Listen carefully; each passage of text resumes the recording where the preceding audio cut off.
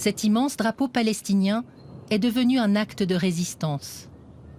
Nous sommes dans un petit village de Cisjordanie, cerné de colonies juives. La présence de ce drapeau palestinien est considérée comme une provocation. C'est ce qu'affirment l'occupation et les colons. Mais vous avez le droit d'avoir votre drapeau ici? Oui, ici c'est la ville de Sébastia. Nous sommes sous souveraineté palestinienne. Le territoire palestinien est sous haute pression de toutes parts. La colonisation s'accélère depuis le 7 octobre 2023. L'occupation israélienne, et plus précisément le gouvernement israélien actuel, est un gouvernement de colons et d'extrémistes qui cherche à voler toutes les terres palestiniennes. L'ambition d'expansion israélienne n'est pas nouvelle, mais aujourd'hui, elle s'exprime au grand jour. Amir Weitman est suisse et israélien. Il assume sans complexe les raisons de la construction, en 1997, de la colonie où il habite, Har Homa, juste à côté de Bethléem. Alors l'objectif était d'empêcher en fait la création d'une continuité territoriale qui aurait pu aboutir potentiellement à la création en fait d'un État palestinien dans cette région. Pour achever cet objectif, il nous explique que 2 autres colonies vont sortir de terre juste en face de chez lui, en bas de la colline. Ces constructions sur terre palestinienne sont illégales au regard du droit international. On parle de territoire occupé. Alors, une partie de la communauté internationale pense ça comme ça, ce qui n'est pas le cas de l'État d'Israël, ce qui n'est pas non plus le cas des États-Unis pour le coup aujourd'hui. Et vous en pensez quoi? Moi je pense que la terre d'Israël appartient au peuple juif. On est revenu sur notre terre après pas loin de 2000 ans. Cette terre nous appartient, c'est tout.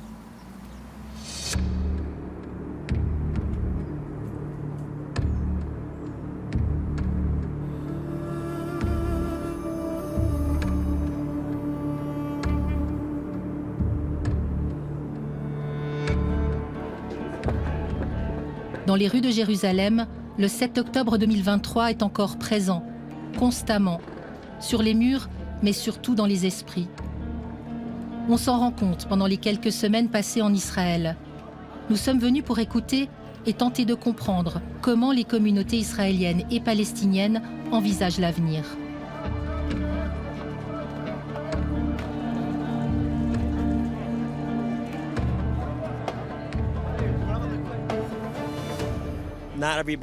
Tout le monde ne veut pas vivre ensemble. Malheureusement, les Palestiniens disent que tous les Israéliens doivent partir et qu'il n'y a pas d'autre solution. Les Israéliens disent « vivons en paix ensemble ». C'est vraiment difficile de travailler avec des gens qui ne veulent pas vraiment la paix. Les discussions révèlent une rupture profonde. Parfois, c'est extrême. Le discours radical a imprégné une partie de la population israélienne. Écoutez, il n'y a pas de Palestiniens, c'est une blague. Il n'y a pas de Palestiniens, c'est une blague. Il y a des Arabes. Regardez Gaza, on leur a tout donné. Qu'est-ce qu'ils ont construit? Tunnels, armes et Hamas. Quelle est la solution? Nous devons détruire Gaza. Que penser d'un État palestinien? Que voulez-vous dire un État palestinien? Où ça? C'est la question. La question, c'est qu'il y a un État palestinien. C'est en Jordanie. Ils peuvent y aller. Les Palestiniens doivent partir. C'est exactement le plan Trump. Fin janvier 2025, juste au début de notre enquête, alors que le cessez-le-feu vient d'entrer en vigueur, le président américain a présenté sa solution pour la bande de Gaza. Le transfert des 2 millions de Palestiniens vers l'Égypte, la Jordanie ou tout autre pays. Nous avons retrouvé l'homme politique à l'origine de l'idée. Et c'est justement lui, Amir Weitman. Il est aussi président du groupe libéral du Likoud, le parti au pouvoir. Même le 7 octobre au soir, et le lendemain, j'avais écrit déjà en fait un plan en disant que, vu les circonstances, on ne peut plus aujourd'hui concevoir le retour au statu quo ante. Il est déjà arrivé en fait aux oreilles des Américains en octobre, je pense, octobre ou novembre 2023. Et c'était le vôtre de plan? Oui, oui. on s'est procuré son document. Ce n'est pas juste une idée sur papier, c'est un plan précis, déterminé et surtout chiffré. Par exemple, le coût moyen de relocation d'une famille palestinienne en Égypte, 19 000 $, soit 17 000 francs suisses. On a travaillé avec un groupe d'économistes pour justement chiffrer tout ça.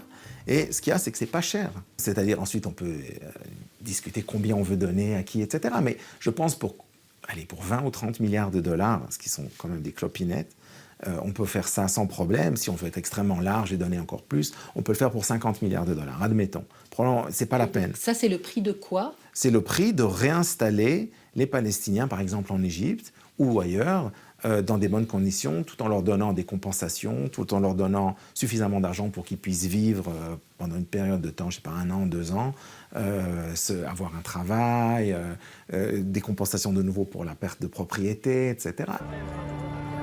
Le plan Trump a choqué la communauté internationale. Même l'ONU évoque le risque de nettoyage ethnique. Du coup, le monde arabe s'est réveillé et a proposé un plan alternatif de reconstruction de Gaza, sans le Hamas et sans expulser les Palestiniens. Le gouvernement israélien préfère le plan Trump. Il y a beaucoup de gens qui disent « Ah, c'est impensable, etc. » Ok, mais c'est quoi votre solution? On continue à se battre encore 100 ans? On va encore avoir des rounds de guerre les uns après les autres? Des dizaines de milliers de morts, des centaines de milliers de blessés? Pourquoi? Est-ce qu'on ne peut pas à un moment arrêter les frais et dire « Ok, ça ne va pas, on essaye autre chose » Qu'est-ce que vous allez faire du territoire de Gaza? À la fin, une fois que si les Palestiniens partent, je pense qu'il faudra simplement l'annexer à Israël. Et puis ensuite, il faudra enlever les débris, et puis on pourra développer ça et en faire un endroit normal. La Palestine a-t-elle perdu la bande de Gaza? C'est la première fois que la question se pose vraiment et sérieusement.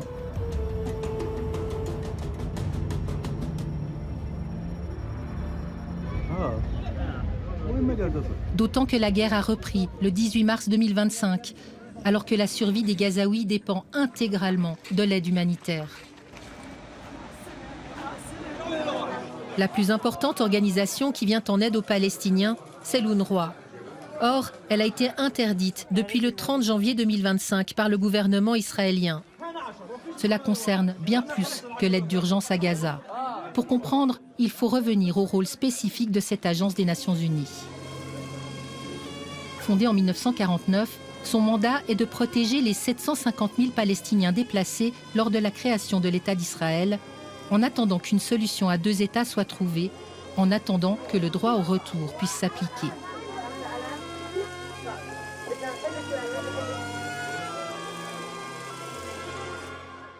« 76 ans plus tard, la population des Palestiniens déplacés est passée à plus de 3 millions à Gaza, à Jérusalem-Est et en Cisjordanie. L'UNRWA leur fournit de l'aide d'urgence, mais pas seulement. Elle assure aussi l'éducation, la santé et les services sociaux. L'UNRWA est le symbole de la protection internationale des Palestiniens. Depuis longtemps, elle attire les foudres des partisans d'un Israël sans État palestinien. Et là, le 7 octobre 2023 a été un détonateur. L'UNRWA doit faire face à une accusation extrêmement lourde, une accusation qui sera portée pendant des mois par l'armée israélienne.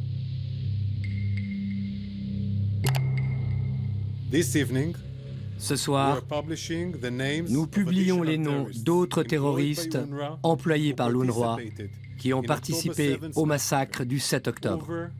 Plus de 450 employés de l'UNRWA sont des agents militaires au sein de groupes terroristes à Gaza. Plus de 450.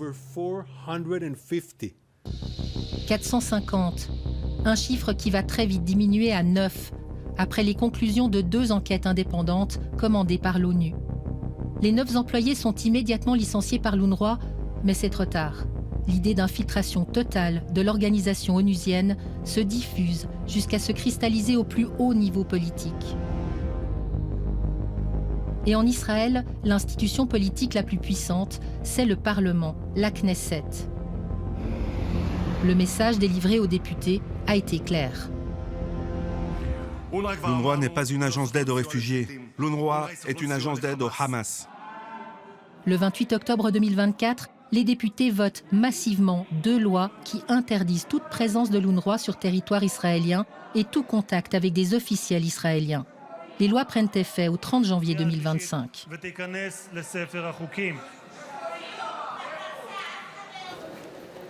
Dans la salle des pas perdus de la Knesset, on retrouve l'une des éminences grises derrière ce processus politique. C'est à nouveau Amir Weitman. Son groupe a initié l'une des lois qui a visé l'UNRWA. On ne peut plus maintenant tolérer une agence qui a été à ce point gangrénée par la haine, la haine des Juifs, par notre haine. Donc ce n'est plus une question de gauche ou de droite. On s'est rendu compte qu'il y avait un consensus en fait au sein de la société israélienne qui est le produit justement du 7 octobre pour dire que c'est plus possible. Que faites-vous des protestations de l'ONU ? Rien. L'ONU, vous savez, c'est une organisation aujourd'hui qui est gangrénée par la haine antisémite. Je crois qu'il faut dire les choses telles qu'elles sont.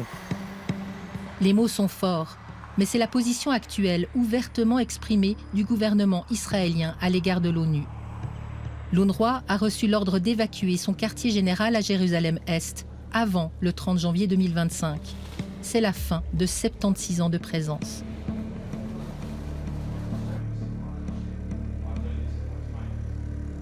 C'est presque hallucinant quand on prend du recul et regarde ça de l'extérieur.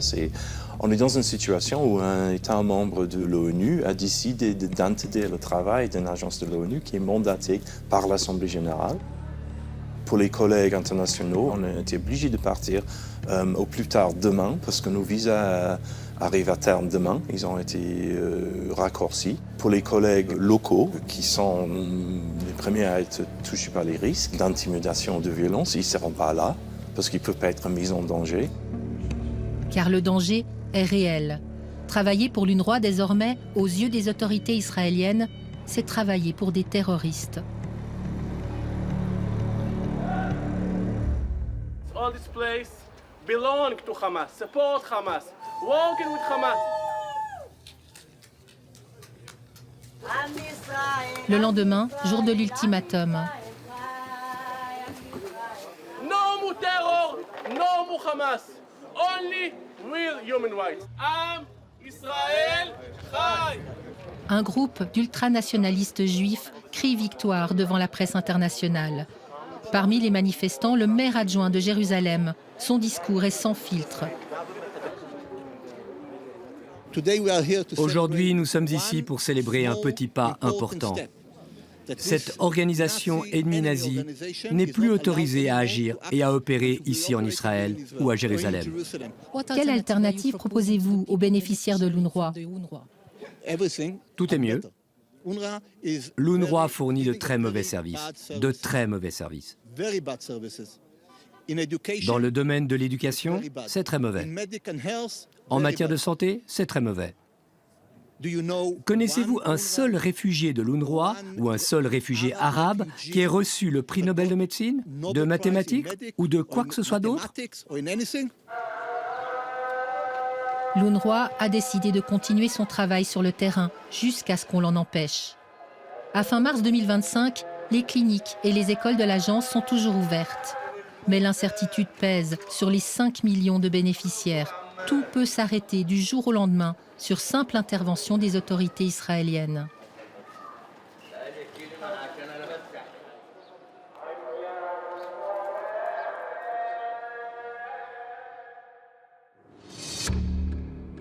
Jérusalem, le noyau dur du conflit. La ville est séparée en deux, Jérusalem-Ouest, israélienne, et Jérusalem-Est, palestinienne. À Jérusalem-Est se déroule une guerre à bas bruit, une guerre démographique et légale. On le sait peu, mais l'État israélien a annexé Jérusalem-Est lors d'un vote de la Knesset en 1980 déjà. C'est illégal selon le droit international. Silouan est un village palestinien niché au pied des remparts de la vieille ville de Jérusalem, tout proche de la mosquée Al-Aqsa.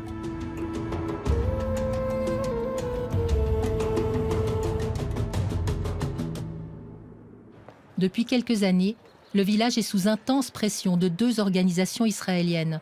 La première mène de vastes fouilles archéologiques qui révèlent des traces de l'antique cité de David. Elle veut récupérer le site.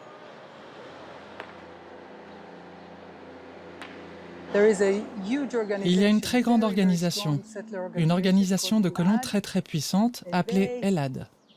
Elle a réussi à obtenir des millions de dollars de la part de donateurs et du gouvernement parce qu'elle se présente comme une organisation archéologique qui veut promouvoir le tourisme autour de la Jérusalem antique. Mais ce qu'elle fait aussi, c'est s'emparer des maisons palestiniennes. Car pour créer le parc archéologique, il faut débarrasser le terrain.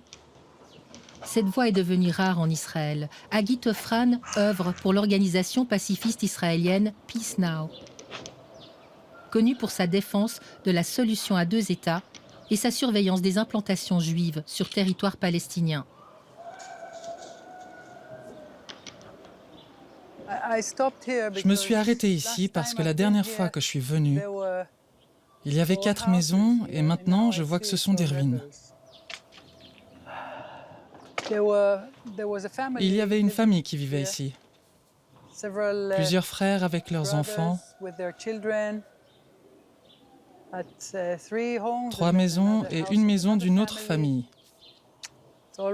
Tout a été enlevé, tout a été démoli. Ici, en décembre dernier, 9 maisons ont été démolies par l'armée israélienne. Rien qu'en 2024, une centaine de Palestiniens ont perdu leur maison à Silouane. La municipalité les détruit en invoquant le fait qu'elles sont construites sans permis. Mais souvent, c'est parce qu'il n'y a aucun moyen pour un Palestinien d'en obtenir un. La municipalité démolit. Puis elle envoie la facture pour la démolition, qui peut atteindre plus de 100 000 shekels pour le bulldozer, pour la police qui est là pour le protéger.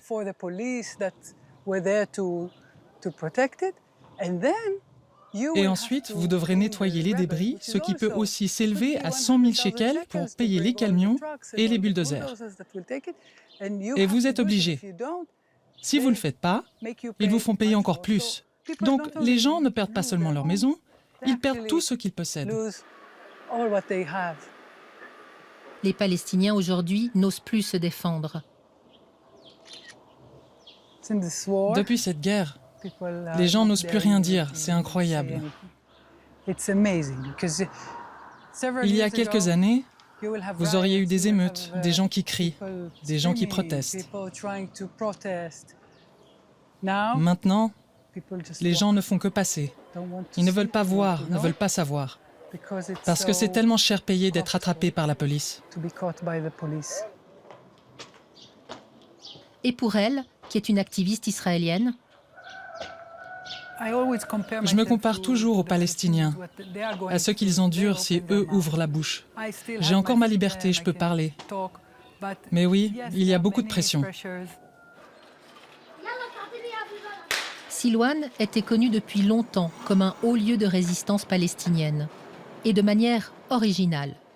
En 2015, des artistes, ensemble avec la population, ont peint des yeux sur les murs, des yeux de célèbres résistants.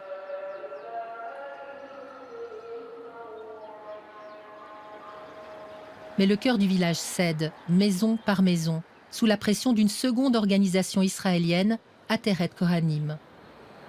À sa tête, Daniel Louria. L'objectif d'Ateret Kohanim, en tant qu'organisation à but non lucratif, est essentiellement la réalisation du rêve des Juifs depuis 2000 ans de retourner à Zion, de retourner à Jérusalem. Les Juifs ont toujours rêvé de revenir, et nous essayons de soutenir cela en facilitant l'acquisition de propriétés au cœur de Jérusalem. Il se trouve que c'est la zone la plus importante pour le peuple juif. Mais comprenez-vous qu'ils pourraient aussi penser que c'est très important pour eux? Non, je n'accepte pas cela.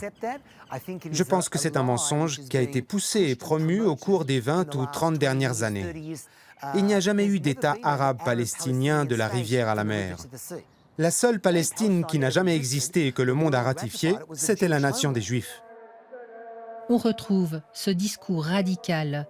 Comme pour Gaza, c'est aux Palestiniens de partir. Vous devez comprendre qu'il s'agit d'un ancien quartier juif dont les habitants ont été chassés lors de pogroms et d'émeutes. En fait, les Britanniques ont également beaucoup à se reprocher, car ils ont chassé certaines familles en promettant aux réfugiés juifs qu'ils pourraient retourner chez eux. Le droit au retour, on a l'habitude d'entendre cela pour les Palestiniens. Mais Daniel Louria sort de sa poche ce document, une copie de la promesse des Britanniques aux Juifs en 1938.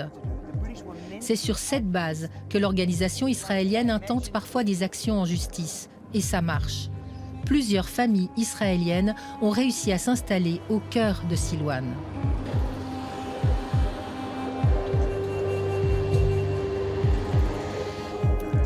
Ici, des ouvriers s'activent. Ils préparent la maison passée en main juive il y a seulement 3 mois. Juste à côté, c'est la porte de la maison de Souher Al-Rajabi, le porte-parole et chef du comité de quartier.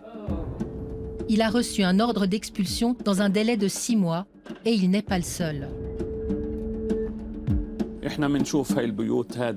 Voyez ces maisons. Elles ont toutes des ordres d'expulsion. 87 maisons. Cette maison et celle-là aussi, toutes sont menacées par des ordres d'évacuation. 87 maisons, cela veut dire 700 personnes. Lui, il a acheté sa maison en 1966 à un citoyen palestinien. Il peut le prouver. Malgré cela, Ateret Kohanim a gagné la première étape légale au nom du droit au retour des Juifs. Nous avons 35 jours pour payer les frais de justice de 50 000 shekels et nous avons 6 mois pour conclure un accord avec l'organisation Ateret Kohanim afin de déterminer une indemnisation financière pour notre maison.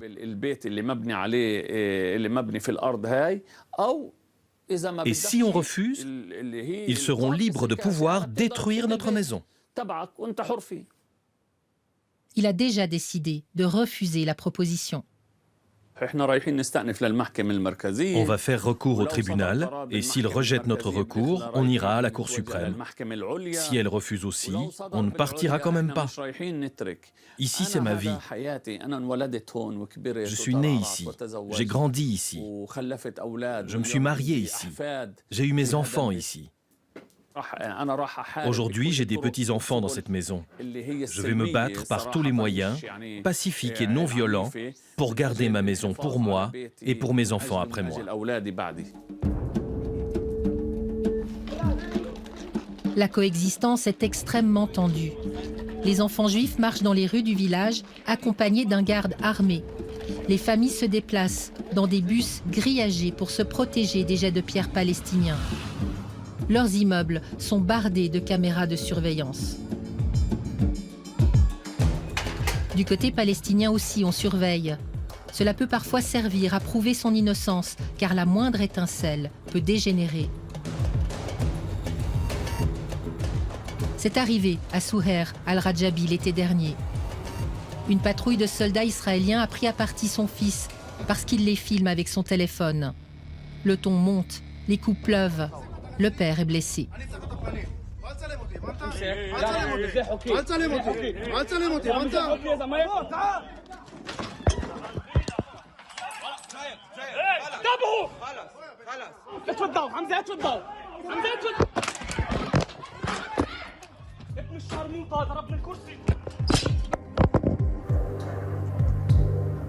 Cette lente colonisation porte ses fruits. À Jérusalem-Est, la proportion d'habitants juifs est passée de 10% dans les années 70 à 40% aujourd'hui.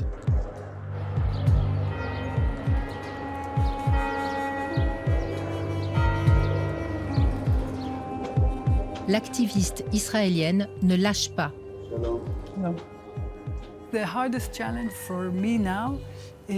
Le défi le plus difficile pour moi maintenant, c'est de garder espoir alors que nous avons un gouvernement très à droite. Une guerre si horrible et une mauvaise administration aux États-Unis. C'est de me rappeler que finalement, nous devons tous vivre ensemble ici et que, en fin de compte, dès qu'un accord de paix sera sur la table, la majorité le soutiendra. C'est de rester vigilant et de continuer à apporter de la lumière jusqu'à ce que nous passions cette période sombre.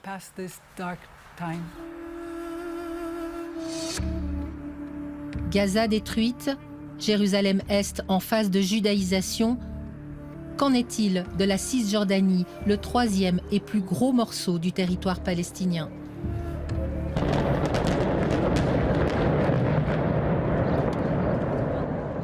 Depuis fin janvier, l'armée israélienne mène une lourde opération militaire dans le nord de la Cisjordanie, à Jenin et à Tulkarem, deux villes connues pour leurs groupes de combattants très actifs sur leur territoire.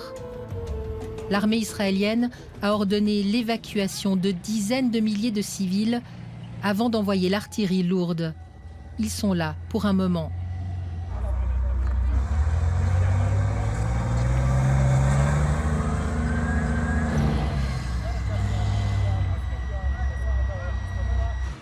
Ces dernières années, nous avons intensifié nos activités. Nous pénétrons dans les bastions du terrorisme, nous détruisons des rues entières utilisées par les terroristes, y compris leurs maisons. Nous éliminons les terroristes et leurs commandants. Nous faisons un travail très important contre le Hamas et d'autres groupes terroristes qui veulent nous nuire. Dans les alentours, l'armée israélienne mène aussi des incursions militaires. 12 février 2025, Nour al-Shams, à quelques kilomètres de Tulkarem. Nous filmons du haut d'une colline, impossible de s'approcher. Les 11 000 habitants ont été évacués le jour précédent. Les soldats détruisent devant nos caméras les routes et certaines maisons considérées comme suspectes.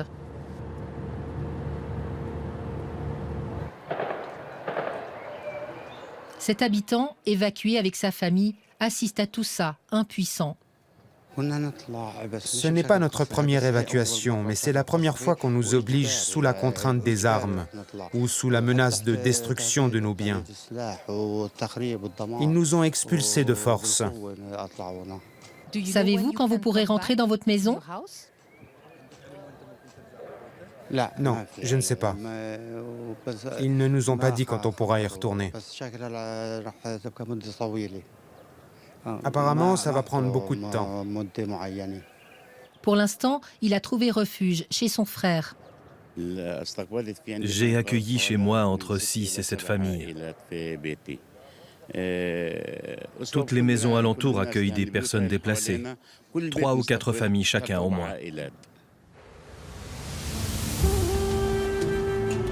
40 kilomètres plus loin, à Al-Farah.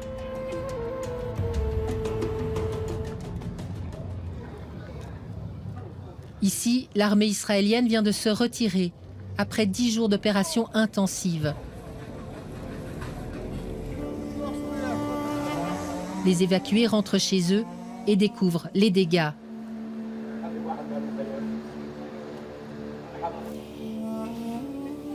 Maël Al-Ghoul habite 2 étages d'un immeuble avec sa famille de 14 personnes. Ils viennent de rentrer. Ils ont tenté de résister à l'ordre d'évacuation. L'armée est entrée dans notre maison. Ils ont fait sortir de force les femmes et les enfants terrorisés. Chacun est sorti avec sa carte d'identité et son téléphone à la main. Ensuite, ils ont fouillé tous les étages et ils ont tout détruit. Ils n'ont rien épargné, comme vous le voyez.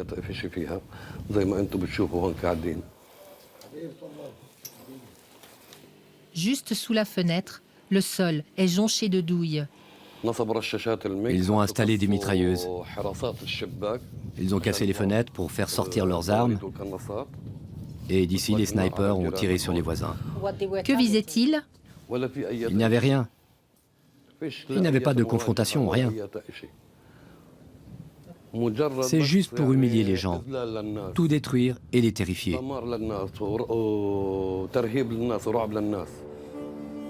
Cette famille n'envisage pas de céder à la peur. Non, non, non, jamais.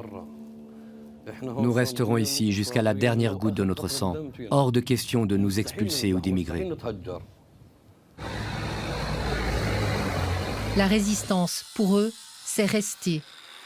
La route et les conduites d'eau ont été défoncées par les bulldozers de l'armée israélienne. Il faut réparer, tout de suite. La population ne peut compter que sur elle-même. Inutile d'espérer de l'aide d'aucun service officiel palestinien.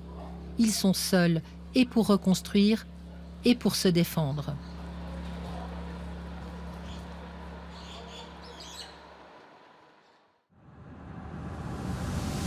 Direction Ramallah, siège du gouvernement palestinien. Nous voulons interpeller les autorités palestiniennes. À ce stade de notre enquête, le plan israélien est clair. Il est exprimé sans complexe et même appuyé par des décisions de la Knesset. Mais du côté palestinien, les autorités semblent invisibles, inaudibles, voire inexistantes. Impossible de s'approcher du bâtiment gouvernemental du président palestinien Mahmoud Abbas. D'ailleurs, il est rarement vu en public. 4 mars 2025, Mahmoud Abbas est reçu par le roi de Jordanie lors du sommet arabe pour la reconstruction de Gaza. Né en 1935, le président palestinien a 90 ans. Élu en 2005 pour 4 ans, il n'a jamais resoumis au vote sa légitimité. Aucune élection n'a été organisée sur les territoires palestiniens depuis 20 ans. En fait, on découvre que Mahmoud Abbas est proche du pouvoir absolu. Le Parlement ne siège plus depuis 2007. Il a même été dissous, oui, dissous en 2018. Aucun représentant du gouvernement n'a accepté d'interview. Celui qui relève le défi, c'est Sabri Saïdam, vice-président du Fatah, le parti de Mahmoud Abbas. Il dénonce la stratégie israélienne voulue qui entretient la division palestinienne. Malheureusement, le Parlement palestinien est totalement paralysé. Paralysé par quoi? Paralysé par la division interne et par le fait de ne pas permettre aux Palestiniens de parvenir à l'unité. Le Hamas vit de son côté, le Fatah dirige la Cisjordanie, les Palestiniens sont maintenus divisés sur la base du concept de diviser pour mieux régner. Cette politique de division n'a pas donné aux Palestiniens la possibilité d'organiser leurs propres élections et de repenser leur propre politique afin que la démocratie puisse s'épanouir chez nous. Pas d'accord, Mustapha Barghouti. Il représente le parti de l'opposition palestinienne, ni Hamas, ni Fatah. Il était même le principal adversaire de Mahmoud Abbas en 2005. Le président a dissous illégalement notre Parlement en 2018. Selon la loi, le Parlement ne peut être dissous tant qu'un nouveau Parlement n'a pas été élu. Mais il l'a dissous et c'était une erreur. C'était une grave erreur. Le résultat est que nous n'avons plus de séparation des pouvoirs. Le petit groupe exécutif est responsable du système judiciaire, du système législatif et du système exécutif. Ce dont nous avons donc besoin de toute urgence, c'est d'élections démocratiques palestiniennes très rapides, ce qui créerait un système démocratique pluraliste. Et pour le parti au pouvoir, quelle solution ? C'est certainement d'organiser des élections. Mais comment organiser des élections alors que vous êtes en guerre? Comment organiser des élections alors qu'Israël ronge votre territoire? Est-ce une situation normale? Vous venez et vous jugez l'autorité palestinienne sur les critères de référence des autres pays, alors que vous savez que notre pays n'est pas dans la même situation. Pour l'opposition, il y a un moyen. En formant immédiatement un gouvernement de consensus national qui serait en charge de la Cisjordanie et de Gaza, en faisant pression sur la communauté internationale pour qu'elle permette à un tel gouvernement d'assumer les responsabilités, en faisant sortir l'armée israélienne de Gaza, puis en nous permettant d'organiser des élections démocratiques libres, sans ingérence, ni d'Israël, ni des États-Unis, ni de qui que ce soit d'autre. Il y a 7 millions de Palestiniens, y compris ceux qui vivent en Jordanie, en Syrie et au Liban. 7 millions d'électeurs qui n'ont pas eu l'occasion d'exprimer leur vote citoyen depuis 20 ans. Autocratie, division, absence de légitimité démocratique, tout cela affaiblit la voix de l'autorité palestinienne au niveau international. Nous avons été très réactifs sur le plan diplomatique. Nous avons été très réactifs dans le monde entier dans différentes arènes politiques. Nous avons réitéré notre message. La solution repose sur les résolutions des Nations Unies, le droit international et la pleine reconnaissance de la solution à 2 États. Pour vous, la solution à 2 États est toujours possible? C'est possible, mais nous le voyons diminuer au fil des jours, surtout avec l'existence de Netanyahou. Mais je dis à la société israélienne, réveillez-vous. C'est cet homme qui vous a poussé vers la haine profonde. Et c'est cet homme qui vous a poussé à penser que c'est eux ou nous. Cela ne fonctionne pas de cette façon. Ce message est envoyé depuis des années. Quelle pourrait être maintenant la clé ou l'outil qui pourrait changer cela? Pas que des mots, mais des actes. Nous disons maintenant que le message doit être pratique. Reconnaissez la Palestine comme membre à part entière de l'ONU. Reconnaissez la Palestine comme pays indépendant et souverain. C'est un cercle vicieux.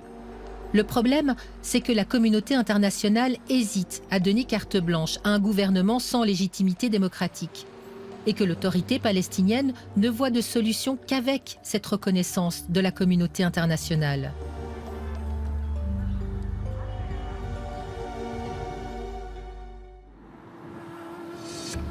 Pendant ce temps, les autorités israéliennes avancent dans la réalisation de leur plan pour la Cisjordanie, qu'ils appellent déjà la Judée-Samarie.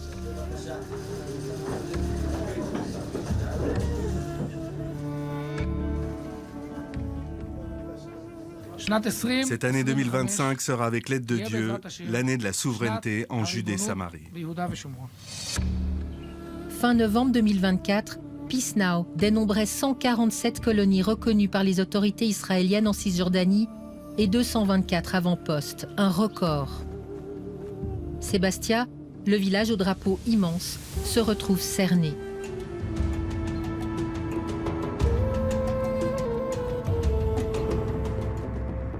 Les incursions sont fréquentes, de jour comme de nuit. Parfois, il y a des confrontations directes entre la population et l'armée israélienne.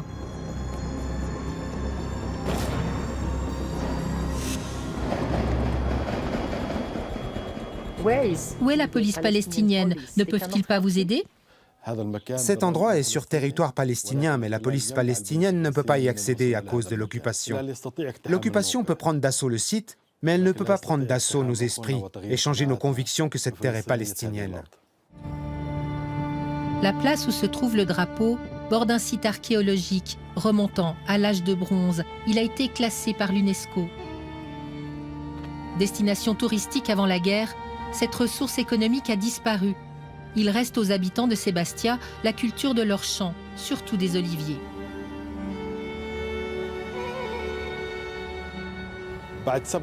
Depuis le 7 octobre, le gouvernement israélien a donné le feu vert aux colons pour qu'ils s'étendent et volent davantage de terres palestiniennes.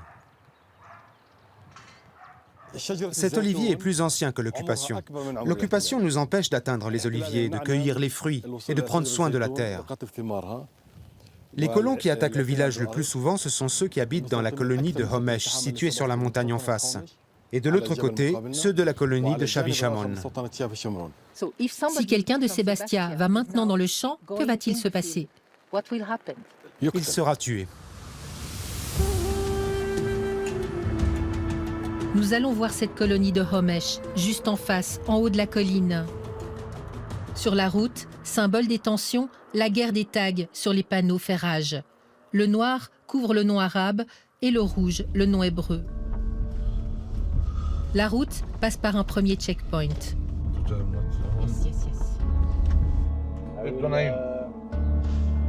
It's okay? Thank you very much. Ensuite, on arrive directement dans une base militaire. On en profite pour demander une interview. Good morning. Do you speak English? Yes. Oh, that's cool. Le soldat consulte sa hiérarchie. 3 secondes d'espoir. Hello. Hello. Mais non, finalement, c'est non. Par contre, on nous autorise à nous promener. La colonie est légale, car sur territoire palestinien, a été démantelée une première fois en 2005. Le gouvernement de Netanyahou l'a réautorisé en 2023. On le voit, les maisons sont encore des mobil-homes. On s'arrête pour discuter avec 2 touristes juifs américains venus admirer la vue spectaculaire sur les villages palestiniens. Quand soudain, l'un des colons intervient pour nous empêcher de filmer. Qui dit que c'est pas permis? On nous donne le contact d'un responsable des colonies alentours. On n'arrivera jamais à le joindre dans notre période de tournage. Dommage. On aurait bien voulu avoir leur point de vue. En bas de Homesh, à quelques kilomètres, les champs d'oliviers du village de Bourka sont abandonnés.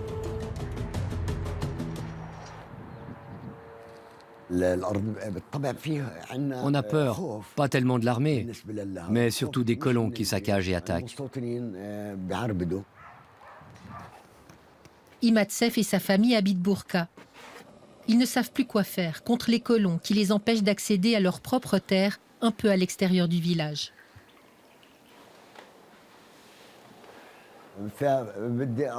À la période de la cueillette, ils entrent dans les terres, empêchent les agriculteurs de récolter les olives dans leurs champs. Ils confisquent et volent le matériel agricole qu'ils trouvent sur place. Et tout ça se passe sous la protection de l'armée. Sur ces images d'octobre 2024, des colons cagoulés menacent les paysans de Bourka qui veulent récolter les olives. L'armée n'intervient pas. Les Palestiniens dénoncent un harcèlement violent, incessant. Parfois, les incursions arrivent jusqu'à l'intérieur du village. Et là, les habitants ne comptent que sur eux-mêmes. Pendant une des incursions, les colons sont arrivés à la porte de ma maison. Ils voulaient casser les fenêtres. Mais nous, les hommes du village, nous les avons affrontés et empêchés d'entrer. Quand l'occupation arrive sur la route principale, on subit les gaz lacrymogènes, les bombes assourdissantes et même les balles réelles. Et il y a l'arbitraire. Imatsef nous emmène voir un immense tas de terre. Ce sont des soldats israéliens qui ont bloqué, il y a des années, la route qui mène directement à Bourka. Depuis, l'herbe a poussé. Personne n'a le droit d'y toucher. On vit en fonction des caprices de la politique d'occupation. Ils ferment des routes, soi-disant pour protéger les colons. On a été surpris plusieurs fois par la fermeture ou l'ouverture de la route. Les positions se radicalisent, aussi chez les Palestiniens. La coexistence semble désormais impossible. Comment sortir de cette spirale ?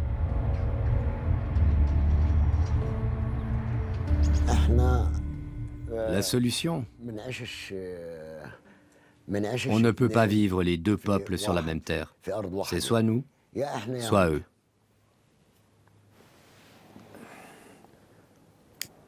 Est-ce qu'il est trop tard pour la paix ? Oui, c'est trop tard pour la paix. La paix, c'est difficile avec le gouvernement extrémiste israélien.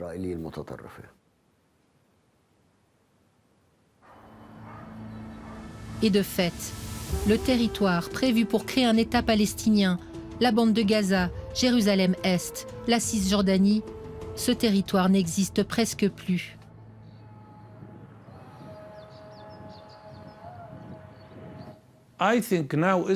Je pense que maintenant, Israël est contrôlé par des fanatiques extrêmes et fous.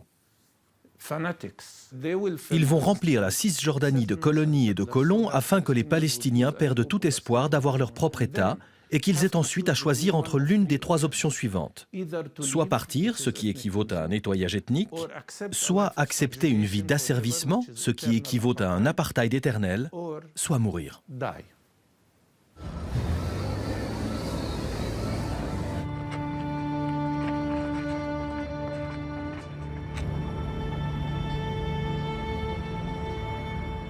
Vous savez ce qui me fait le plus mal?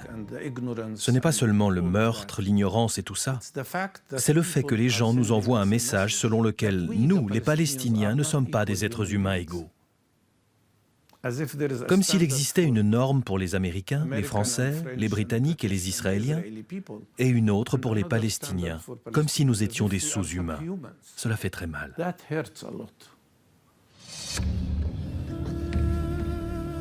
Difficile de garder espoir pour la paix. Les citoyens israéliens vont renouveler leur Parlement en octobre 2026, et c'est le Parlement qui nomme le Premier ministre. Y aura-t-il assez de voix modérées pour stopper le plan du camp Netanyahou? C'est dans plus d'1 an. Peut-être sera-t-il trop tard.